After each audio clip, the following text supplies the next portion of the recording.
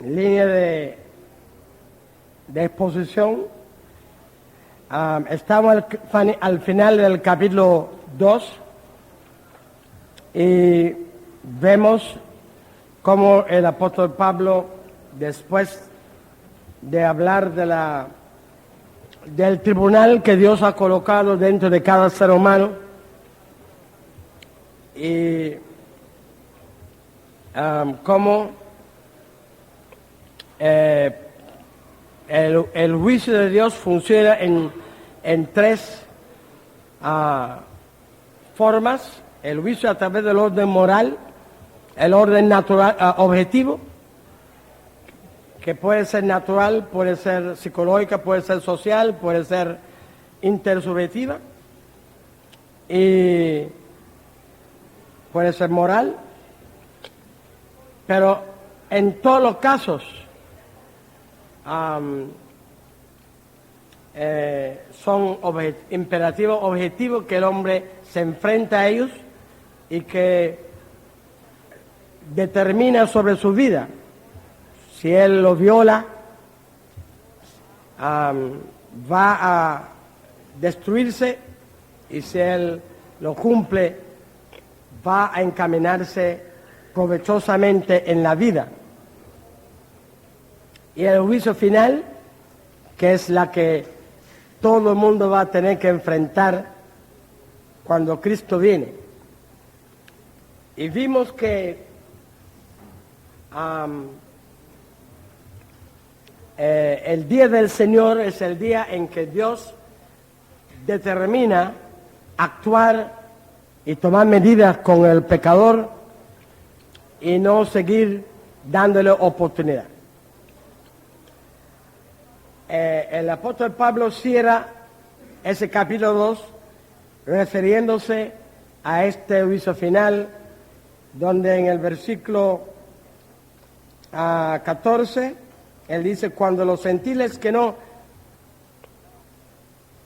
el versículo 15: nosotros, mostrando la obra de la ley escrita en sus corazones, dando testimonio su conciencia, acusándolos o defendiéndolos sus razonamientos, en el día en que Dios juzgará por medio de Jesucristo los secretos de los hombres conforme a mi evangelio. Entonces, a partir del versículo 7 hasta el final, el apóstol Pablo le dice a los judíos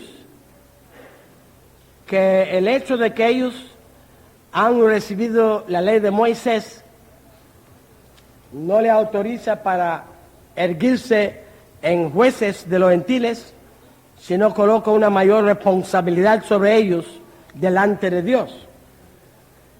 Y en el versículo 27, él dice: el que físicamente es incircunciso, pero guarda perfectamente la ley, te condenará a ti, que con la letra de la ley y la circunstancia en la circuncisión eres transgresor de la ley. Entonces, en el versículo 28 dice: no es el judío el que lo es externamente, ni es la circuncisión la que se hace exteriormente en la carne, sino que es judío el que no es, el que lo es en lo interior, y la circuncisión es la del corazón en espíritu, y no según la letra. La alabanza del tal no viene de los hombres, sino viene de Dios. Usted recuerda que dijimos que hay un momento en que recapacitarse no es suficiente. Hay un momento en que recapacitarse no es suficiente. Y hay un momento en que hacer un nuevo proyecto tampoco es suficiente. Sino las cosas desatadas por la desobediencia y la rebeldía son irrecuperables. Hay un proceso regresivo, destructivo. Hay un movimiento en la vida que ha tomado su curso que no se puede regresar. Como cuando usted cae y está en un movimiento hacia abajo. Usted por voluntad no puede cambiar su rumbo hacia abajo. Aunque usted quisiera, aunque usted ha recapacitado y dicho, hice mal.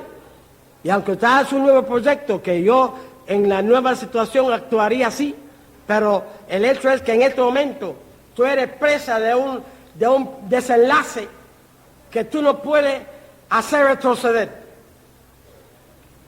Las violaciones del orden divino, las transgresiones contra la ley de Dios, el contraponerse a los planes de Dios, desata circunstancias y procesos en la iglesia, en tu vida, en la sociedad, en la cultura, en el mundo, que tú no puedes regresar a su orden, a su cauce normal.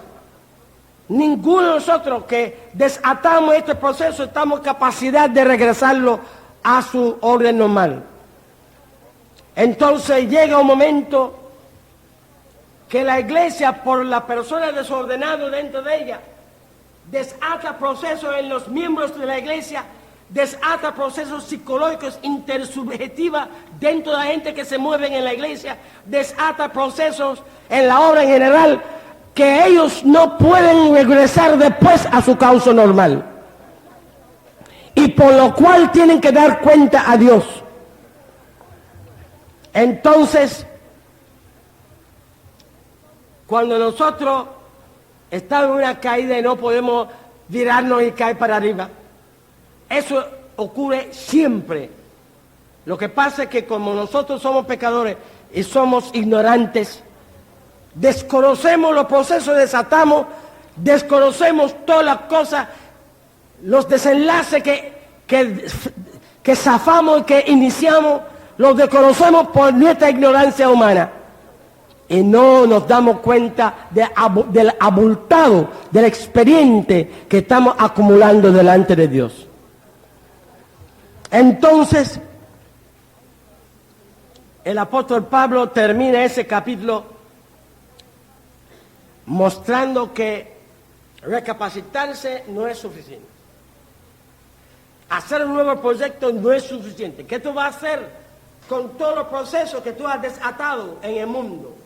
¿Qué tú vas a hacer con todos los procesos que tú has desatado y que van a seguir acumulándose exponencialmente, aun cuando tú las ignoras? Entonces, hace falta algo más. Y entonces, él dice, tanto judío como gentil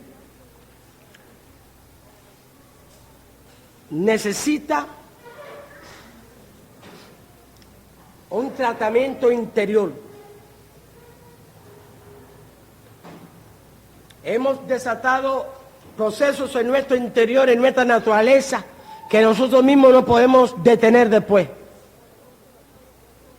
Hemos desatado procesos en nuestro alrededor, que nosotros mismos después no podemos arreglar.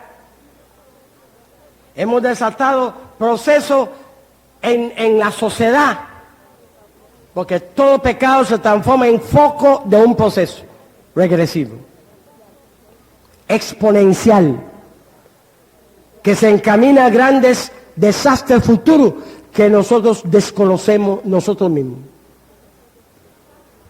Nuestros pecados están trabajando en el mundo. No es que yo hizo algo y se acabó. Ese algo que Dios hizo es como un tejido rasgado,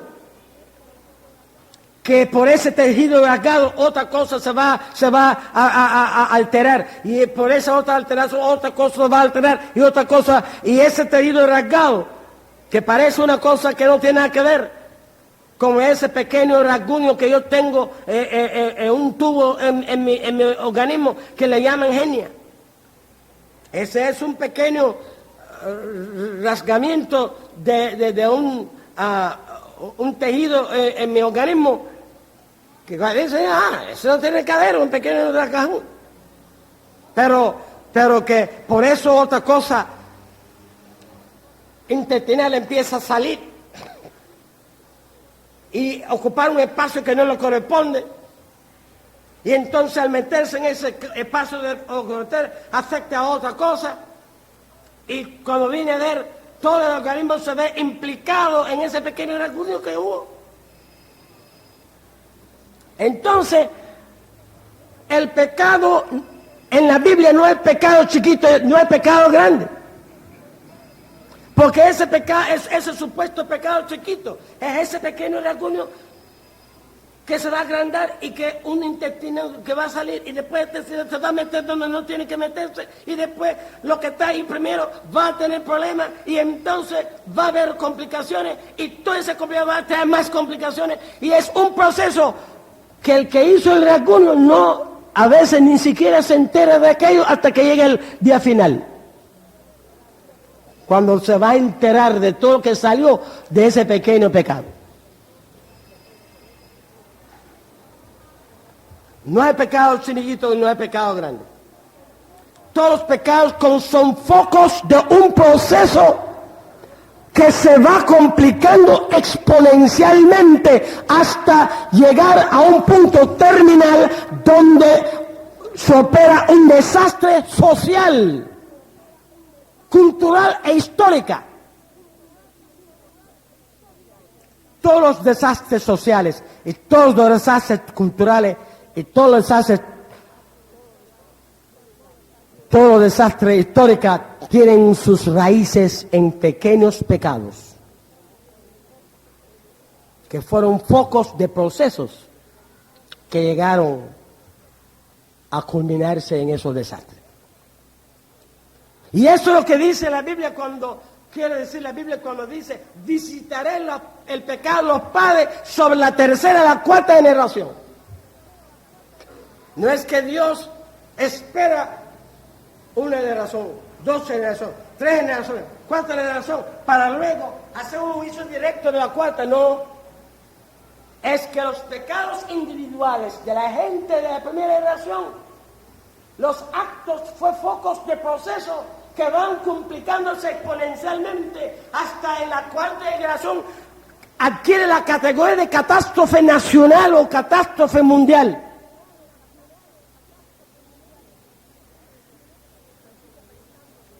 Ahora usted sigue pensando que Dios por amor quiere estar riéndose con el pecado. Usted todavía necesita examinarse con el médico. Pero encontramos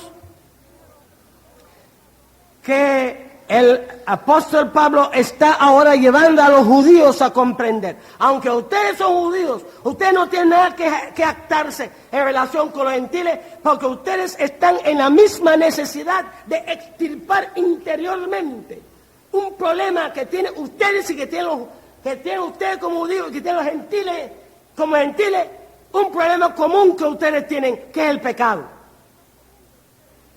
Y el verdadero judío en la era del Evangelio no es el que extirpa la carne externa del cuerpo, sino el que extirpa, el que tiene la extirpación interna del espíritu y del corazón, eliminando el problema, la causa del problema, desde adentro. De ahí Pablo dice, en el versículo 28, el que es judío, el que no es exteriormente, ni es la circuncisión la que se hace exteriormente en la carne, sino que es judío el que lo es en lo interior. Ya Pablo está hablando de un nuevo tipo de judío, el cristiano,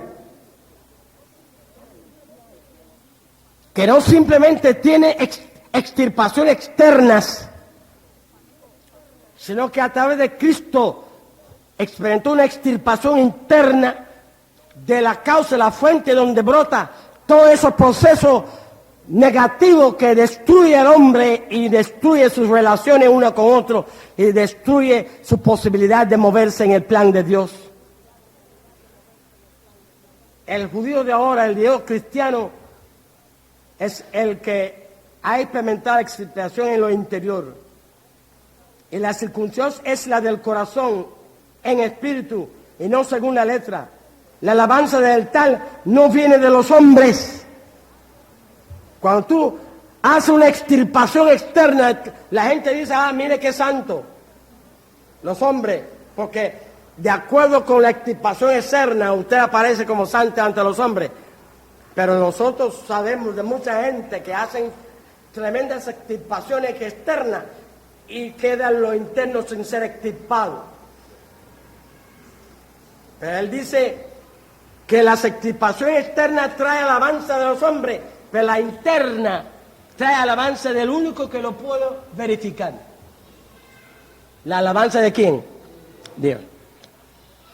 Para muchas personas, la mujer santa es la que tiene la manga hasta aquí, la que tiene ¿cómo se llama? La saya hasta aquí, y la que no se pinta y no tiene ni un anillo o ninguna prenda. Y entonces las personas que rigurosamente hacen todas esas cosas aparecen como santos y tienen alabanza de los hombres. Y nosotros sabemos que se puede dar sin amar, pero no se puede amar sin dar.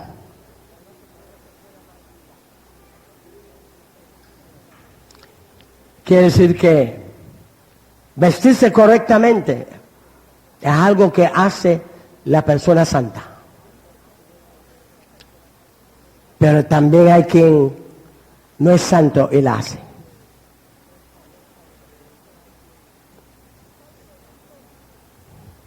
Entonces,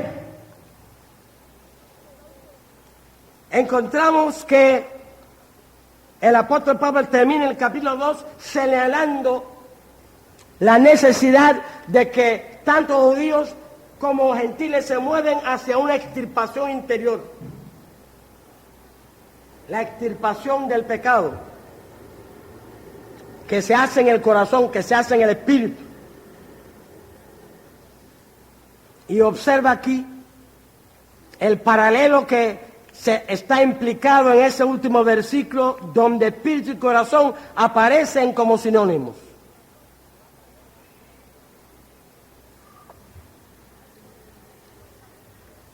Ahora, cuando llegamos al capítulo 3,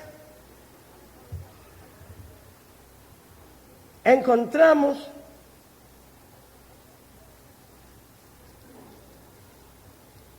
que abre con una pregunta. Entonces, ¿cuál es el valor que tiene el sistema mosaico? ¿Qué valor tiene?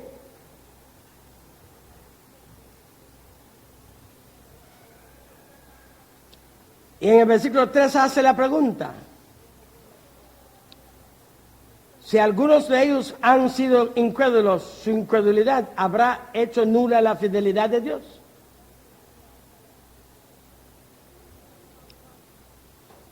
El apóstol Pablo plantea una primera ventaja que ha tenido los judíos en el versículo 2. Dice, les ha sido confiada la palabra de Dios.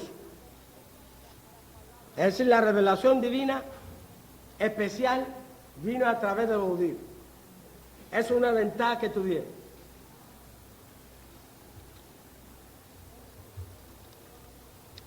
Pero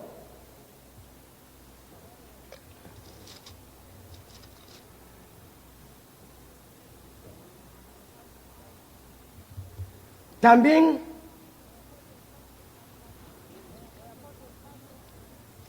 el apóstol Pablo demuestra que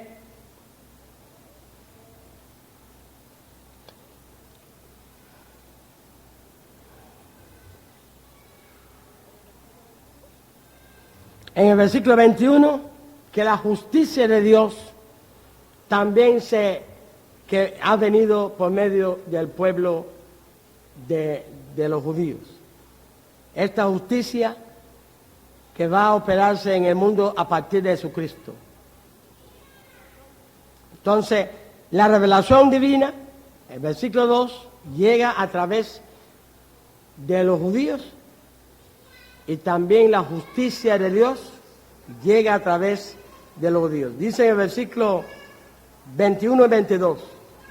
Pero ahora, aparte de la ley, se ha manifestado la justicia de Dios, testificado por la ley y por los profetas, la justicia de Dios por medio de la fe en Jesucristo para todos los que creen en Él, porque no hay diferencia, Así que la revelación vino a través de los judíos y también la justicia de Dios viene a través de los judíos. La revelación pone en exposición la necesidad que tenemos de salvación. Y la justicia restaura al hombre para que él pueda cumplir con el plan de Dios. Ahora, ¿quiénes son los que necesitamos de esta justicia suprema?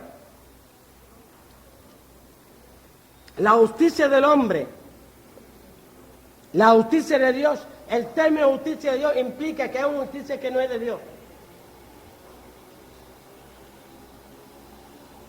Entonces, ¿cuál es la diferencia entre la justicia del hombre y la justicia de Dios? La justicia de Dios ajusta cuenta con el hombre después del mal hecho. Es decir que la justicia del hombre ajusta cuenta con el hombre después del mal hecho. La justicia del hombre no puede funcionar antes del mal hecho. Solo puede funcionar después del mal hecho. Quiere decir que no resuelve el problema del mal hecho. Porque tiene que producirse el mal hecho para que la justicia del hombre entre en función. Entonces, después del mal hecho, aparece el policía, aparece el juez, aparece la corte, aparece la prisión o aparece la revolución.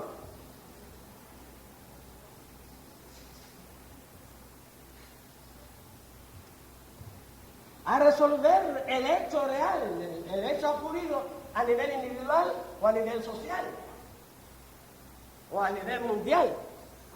Es decir, que el hombre solamente entra en escena después que el hecho se ha producido.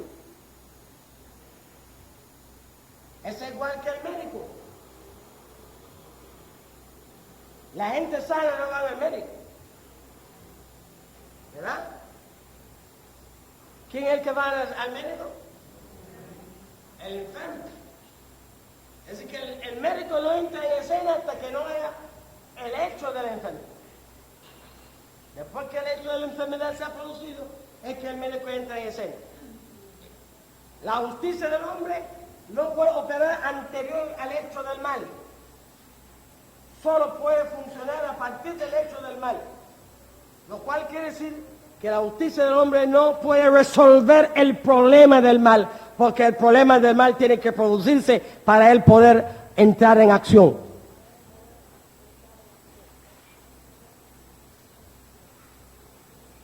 Y esa es una de las debilidades. Hay cantidad de mujeres que los maridos le han matado. Sabían que el marido le iba a matar. El marido le dijo que le iba a matar. Han ido a la policía y dice, óigame, mi marido me dice que me va a matar. Y dice, no podemos hacer nada. Hay que esperar.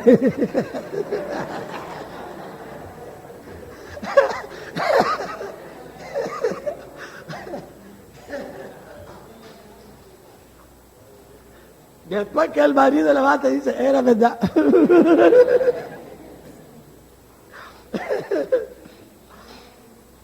Pero esa es la característica de la justicia del hombre. Ante ver el hecho no pueden hacer nada. Pero Pablo dice que el mundo no puede poner su esperanza en una justicia, que tiene que producirse el mal para ir a entrar en función. El mundo necesita de una justicia que restaura al hombre y que hace una operación preventiva contra el mal. Gloria a Dios.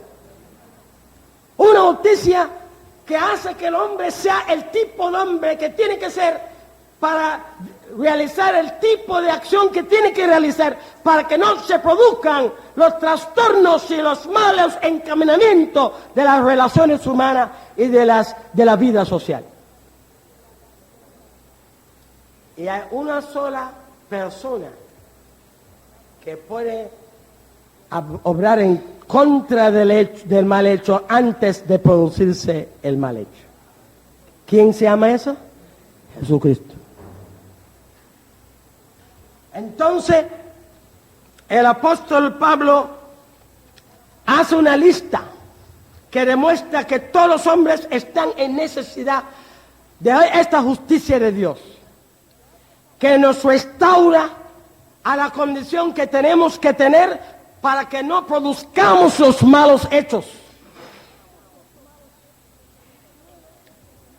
Y desde el versículo 9 hasta el versículo 20, el apóstol Pablo hace una denuncia de toda la humanidad para demostrar que no hay nadie que está exenta de la necesidad de que esta justicia de Dios llegue a su vida para restaurarle al hombre y capacitarlo para proyectarse de una forma correcta que previene que el mal se produzca en su vida y en el mundo. Entonces dice, ¿qué pues diremos? ¿Somos mejores que ellos? De ninguna manera, pues hemos demostrado que todos, tanto judíos como gentiles, están bajo el pecado. Como está escrito, no hay justo, no hay ni uno solo. No hay quien entienda, no hay quien busque a Dios. Todos se desviaron, unos se hicieron inútiles, no hay quien haga lo bueno, no hay ni siquiera uno. Sepulcro abierto en su garganta, con su lengua engaños, veneno de víboras hay debajo de sus labios, su boca está llena de maldición y amargura, sus pies se apresuran para derramar sangre, destrucción y miseria en sus caminos. No conocieron un camino de paz, no hay temor de Dios delante de sus ojos. Sabemos que todo lo que la ley dice, lo dice a los que están bajo la ley, para que toda boca se cierre, todo el mundo quede bajo el juicio de Dios, porque por la obra de la ley ningún ser humano será justificado delante de él, ya que por medio de la ley es el conocimiento del pecado. Así que hay un tercer provecho que la ley trae al mundo, que es el conocimiento del pecado. ¿verdad?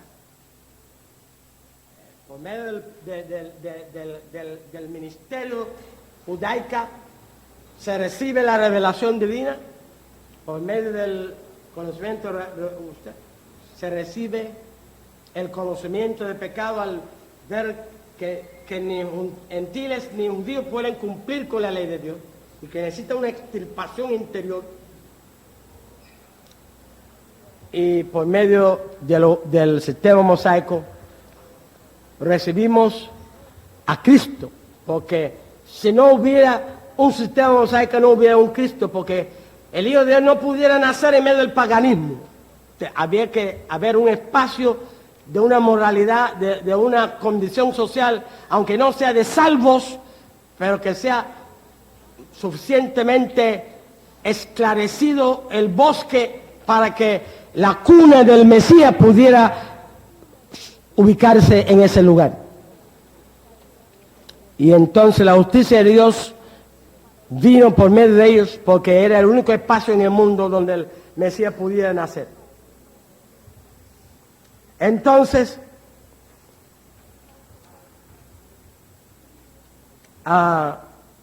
pasando al versículo 25, dice que Dios puso a su Hijo como propiciación por medio de la fe en su sangre para manifestar su justicia a causa de haber pasado por alto en su paciencia a los pecados pasados. Es el espacio de tolerancia de la cual hablamos, el espacio de oportunidad en que Dios pasa por alto el pecado. Pero no es que Dios pasa por alto absolutamente el pecado, sino que Dios pasa por alto coyunturalmente el pecado para dar al pecador la oportunidad la época, el individuo, el grupo de individuos, no arremeterlos, sino darle oportunidad. Dice que Dios en su paciencia pasaba por alto en su paciencia los pecados pasados. Cuando usted llega a Dios, Dios solamente está dispuesto de pasar por alto por su pecado pasado. Él no te va a dar licencia para que tú sigas pecando. Versículo 26, con miras a manifestar en ese tiempo su justicia. Él está dispuesto a pasar por alto tus pecados pasados, pero para de aquí en adelante, si tú vas a andar con Él, Él quiere llevarte a la práctica de la justicia de Él. Que tú vives una vida restaurada donde no se produzca la mala obra, donde no se produzcan los hechos. El mundo, la justicia del mundo se basa en enjuiciar el mal hecho después de producirse. Él quiere un pueblo en la cual no se producen esos malos hechos, porque Él ha llevado al hombre a hacer lo que Él debe ser, para que Él pueda actuar como Él debe actuar. Entonces dice que Él pasa por alto los pecados pasados para llevarnos por medio de la expiación de su Hijo en la cruz y la obra que esa cruz ha hecho en nuestra vida, que a partir de este momento hay una justicia preventiva. No la justicia del mundo que ataca al mal después de producirse, sino la justicia de Dios que ataca al mal antes de producirse. Y que rectifica la naturaleza humana para que la humanidad actúe bien. Entonces,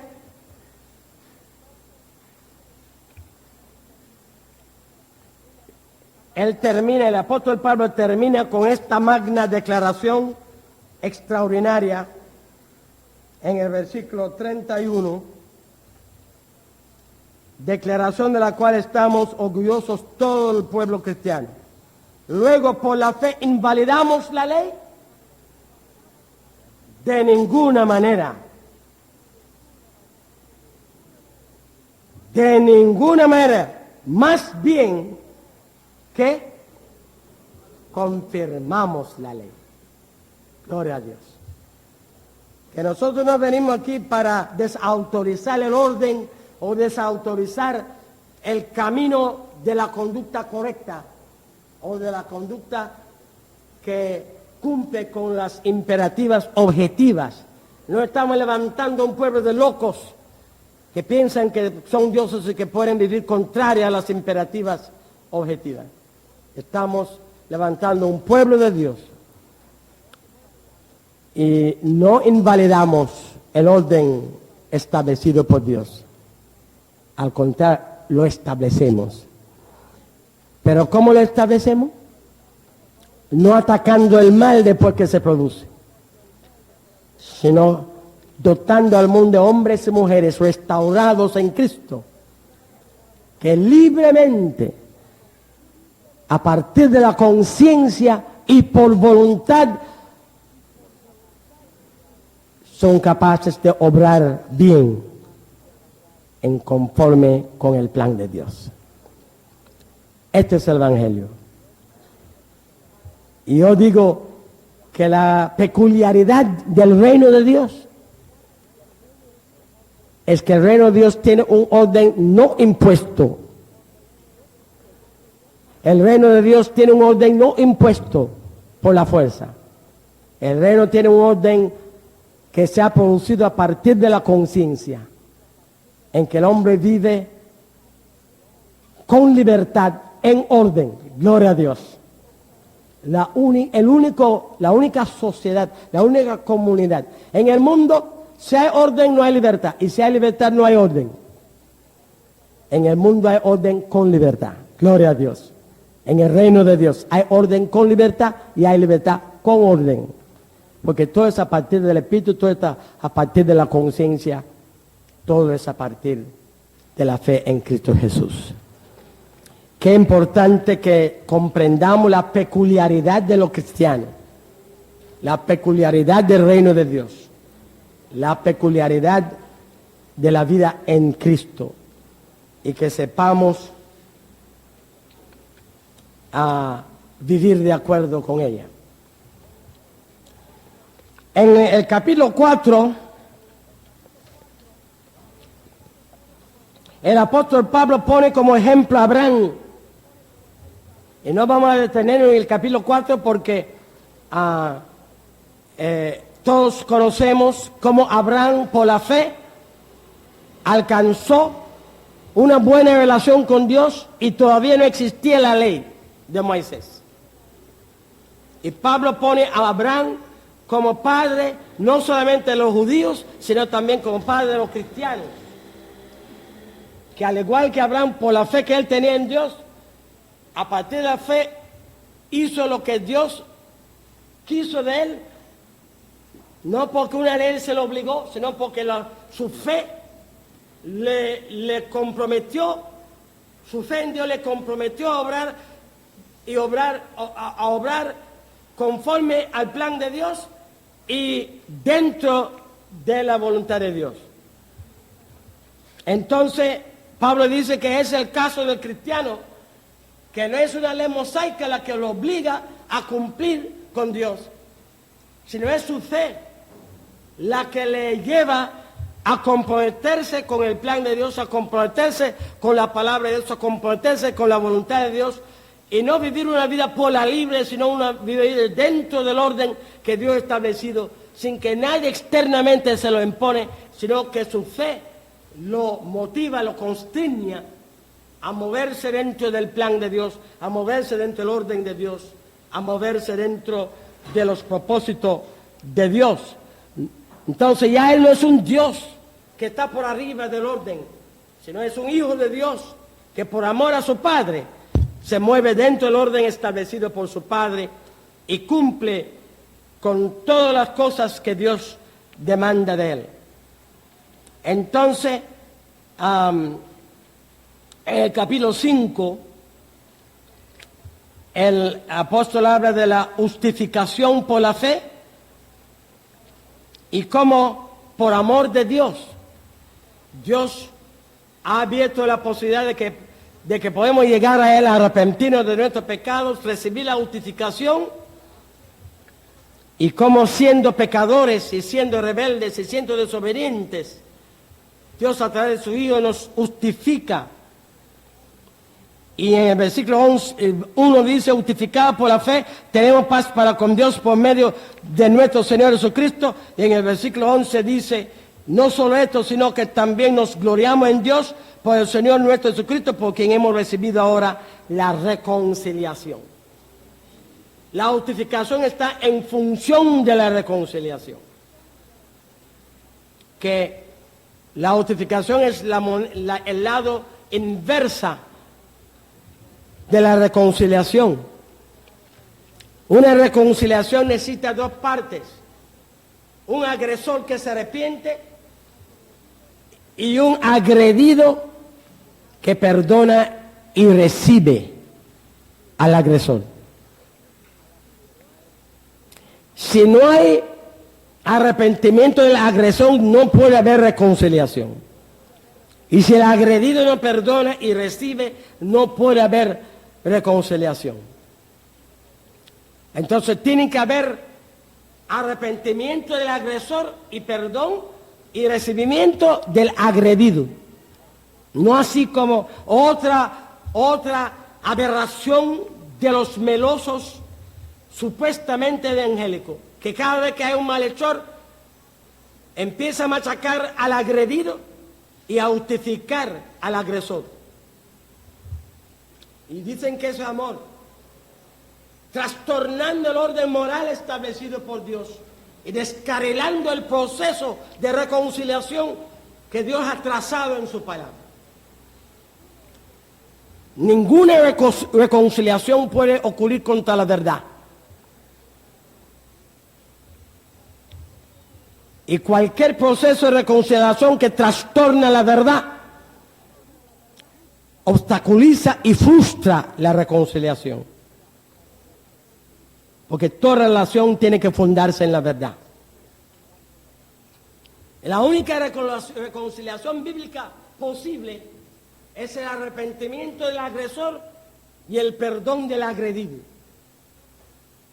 El que es agredido perdona y recibe al agresor que se ha arrepentido. Es la única reconciliación bíblica establecida en la palabra de Dios. Por este motivo es que cuando Cristo vino al mundo, no procedió a condonar al pecador. Él dice: vosotros todos, si no os arrepentís, perecéis igualmente. Mantuvo la culpabilidad del mundo pecador y nunca trató de embarajar la culpabilidad del mundo pecador. Pero también ante Dios expió los pecados del mundo, procurando que Dios recibiera al pecador y lo perdonara y lo lavara de su pecado. Entonces Jesucristo trabajó en las dos alas de la reconciliación. Enfrentó al mundo con su pecado y le culpó por su maldad. Enfrentó a Dios con su cruz y dijo: perdónenles porque yo voy a hacerme cargo de su pecado y voy a pagar por él. Y de esa manera Cristo hizo la reconciliación a través de resolver las dos partes del agravio. La parte del agraviador exigiendo de él arrepentimiento y la parte del agravado expiándole a él el mal hecho y pidiéndole a él que perdona y recibe al agresor. En esto se basa la reconciliación evangélica entre el pecador y Dios. Y todo otro planteamiento es una aberración de la palabra de Dios y es un descargamiento de la reconciliación con Dios. Y a partir del versículo 12 hasta el final del capítulo 5, el apóstol Pablo proclama dos linajes humanos. El linaje que empieza con Adán y que está fuera de la gracia de Dios y que se encamina hacia la muerte eterna. Y el linaje del pecado que está dentro de la gracia de Dios y que se encamina hacia la vida eterna. Y gracias a Dios nosotros tenemos la posibilidad de pertenecer al linaje que comienza en Cristo y que está en la gracia y que nos encaminamos hacia la vida eterna. Y entonces terminamos nuestra sesión de esta manera haciendo un breve enfoque sobre el capítulo 6, donde el apóstol Pablo habla de nuestro estado en Cristo como estado de estar muertos al pecado y vivos para Dios, vivos para la justicia de Dios. Desde el versículo 1 al 14, él utiliza el término estar muertos al pecado. Y esta frase de Pablo, estar muertos al pecado, ha tenido una enorme cantidad de manejos teológicos.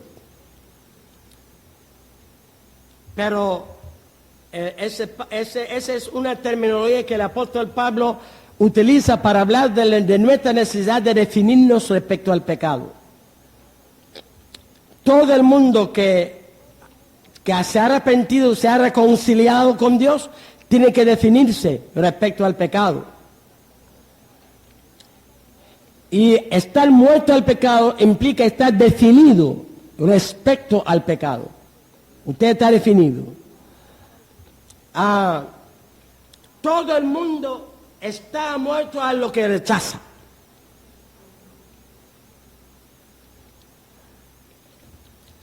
Entonces, si usted rechaza algo, usted está muerto a eso, a él. Y si usted tuvo un problema con alguien Usted tuvo un problema con alguien, algo que trastornó su relación con una persona.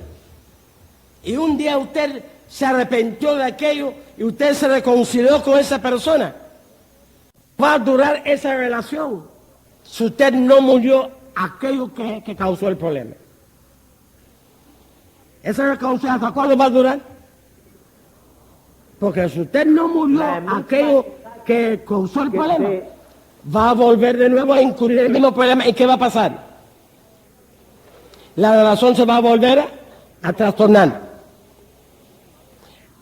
Entonces, usted tuvo un problema con una persona y usted se arrepintió.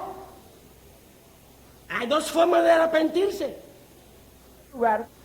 Usted puede arrepentirse de que me cogieron y causó problemas.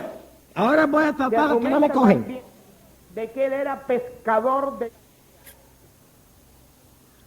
Pero esto está buscando que se vuelva a producir el problema y se vuelve a trastornarse la relación. Entonces, ¿cuál es el arrepentimiento que hace que la reconciliación sea definitiva? Que el arrepentimiento sea ¿qué? Definitivo. Que ese causa problema entre yo y fulano y más nunca voy a incluir en eso. Eso estoy definido definitivamente que eso no va a tener lugar más en mi vida. Cuando una persona se define definitivamente, entonces la reconciliación, ¿cómo es? Definitivo. Si el arrepentimiento no es definitivo, la reconciliación no es definitivo. Pero si el arrepentimiento es definitivo, la reconciliación es definitiva. Entonces, es lo que Pablo está diciendo. Usted dice, hay personas, por ejemplo, que están enfermos. Mire, hermano, yo he llegado a una conclusión. Y dice alguien, Que el veneno... tú estás enfermo por tu pecado. Arrepiéntete y acepta al Señor Jesucristo como su Salvador. Ah, sí, ore por mí. Esa persona no rechazó el pecado como tal. No rechazó el pecado como tal, sino se arrepintió para ser salvo, para que Dios le sane. Se echó abajo, se cachó la reconciliación, empezó a tener una mala relación con Dios y volvió otra vez a enfermarse. Entonces, Pablo dice, la reconciliación con Dios no se debe basar Imposible agradar a Dios. en que usted por interés de no ir al infierno o porque Dios te sane o porque Dios te resuelva algún problema, asuma actitud de arrepentimiento con el pecado para que Dios te perdone, para que Dios te salva, para que Dios no te mande al infierno, para que Dios te sana o te resuelva un problema doméstico. Usted debe rechazar el pecado como tal definitivamente. Y cuando usted rechaza el pecado definitivamente, usted murió al pecado. Gloria a Dios. Usted murió al pecado. ¿Por qué no? Resolver. Y yo digo ahorita que todo el mundo muere a lo que rechaza definitivamente. Bueno, yo di esa asignatura y Todo lo que usted rechaza definitivamente, usted murió para eso. yo sí sé que es voluminosa literatura. Pero también nosotros morimos a todo lo que es contrario a lo que más amamos. Cuando Todo lo que es contrario a lo que más amamos, lo rechazamos definitivamente. de Apocalipsis, Una persona que está bien enamorado, pues no queda otro remedio que rechaza todo lo que es contrario a su amor. Definitivamente. frío de Nada más que tienen que enterarse que algo se enfila en detrimento de su amor y ya está rechazado definitivamente. Y si Cristo es nuestro amor supremo, morimos a todo lo que es contrario a Él. ¡Aleluya! que es lo que pasa. no es solamente buscar ¿Qué manera de extirpar al pecado? ¿no? El espíritu aquel. ¿Qué manera de extirpar al pecado? Nada más Dios nos lleva a una revelación de sí mismo y vemos a Dios en toda su gloria, en todo su amor suprema, en toda su sublime gracia, en toda su estatura sublime, y entonces nos enamoramos de tal manera y el corazón se compromete de tal manera que muere a todo lo que es contrario a él. Tenemos un estilo muy Queda el mal extirpado definitivamente. sexto seminario, ¿no? Albergue. Esa es la forma tan sencilla en que el apóstol Pablo plantea la santidad del corazón. Un compromiso supremo que tiene un poder expulsor de expulsar del corazón todo lo que es contrario a ese compromiso Primero la gente supremo. son diáconos. Y toda esa idea lo abarca en el concepto de morir al pecado. Y entonces, en el versículo 7, el versículo 13, empieza el otro anverso. Cuando hay un amor supremo en el corazón, obra negativamente como Bueno, continúa. expulsando todo lo contrario a ese amor. Pero obra positivamente comprometiéndonos con todo lo que es De la jurisprudencia. lo que cumple y agrada el amor. Todo lo que es favorable a ese amor. Empezamos a comprometernos con ello y a promovernos en nuestras vidas, a vivir para eso. Y eso Pablo dice que somos siervos de la justicia. A la vez que rechazamos terminantemente todo lo que Mira contra la el vida. amor, empezamos a promover todo lo que favorece ese amor. La vida de Todo los lo que antiguos. está en concordancia con ese amor. Y todo lo que obra en función de ese amor lo podemos, empezamos a vivir en función de eso y empezamos a proyectarnos a favor de eso en nuestra vida. Entonces, mientras morimos al pecado, nos convertimos en siervos de la justicia y entonces Lo que el no apóstol son Pablo termina diciendo en ese capítulo, versículo 22, ahora que habéis sido libertados del pecado, hechos siervos de Dios, tenéis por vuestro fruto santificación y como fin la vida eterna. ¿Ve cómo Pablo expresa la santificación del corazón con esa acción Que del suceda a los compromiso demás. supremo del amor del corazón? En que el corazón, al ser revelado la persona de Cristo, de Dios en Cristo, en formas tan sublimes, que el corazón se enamora y se compromete, y en ese amor muere el pecado y se viene motivado hacia todo aquello que enaltece a Dios y que promueve los intereses de Dios. Empezamos a vivir en función de eso. estudios académicos. Y llegamos a estar muertos al pecado y a proyectarnos como siervos de todo aquello que Dios quiere Desarrollan en su nosotros, intelecto. en la iglesia y en el mundo. Y entonces, Y sus ministerios. y usted ve, hermanos, que a veces teológicamente se ha planteado la santificación como una guerra del hombre consigo mismo, fajado consigo mismo, tratando de obligarse, comprometerse y hacer que haga la voluntad de Dios. Y la gente después de años de lucha y fajarse consigo mismo y combate consigo mismo, Tanto culturales como de se derrota conocimiento. consigo mismo y después se desanima y dice que va, esa lucha no puede ser, entonces se marcha diciendo que va, luché y no pude. Tú no puedes ganar una lucha contigo mismo, porque cuando tú entras en lucha contigo mismo, son dos fuerzas iguales que están luchando, porque tú eres igual a ti en fuerza. Y como tú eres igual a ti en fuerza, esa lucha contigo mismo no tiene fin, porque tú estás luchando con la misma fuerza contra ti y no puedes ganar. Están igualadas las fuerzas. Ese tipo de santificación que mete al hombre a estar luchando consigo mismo es una cosa que agota a la gente. Y después que se agotan tratando de ganar esta batalla, se van para el mundo agotados Ministerial. y derrotados. Y es un ejemplo que yo pongo, que me gusta ponerlo, para que gente le dan cuenta lo inútil de eso. El campeón de lucha libre en Cuba, yo no sé cómo se llama, De cualquier. pero vamos a suponer que se llama Superman. Dos pilares dinámicos. Se agarra de los cordones de sus zapatos Dije, ¿cómo? y empieza para levantarse él mismo del piso.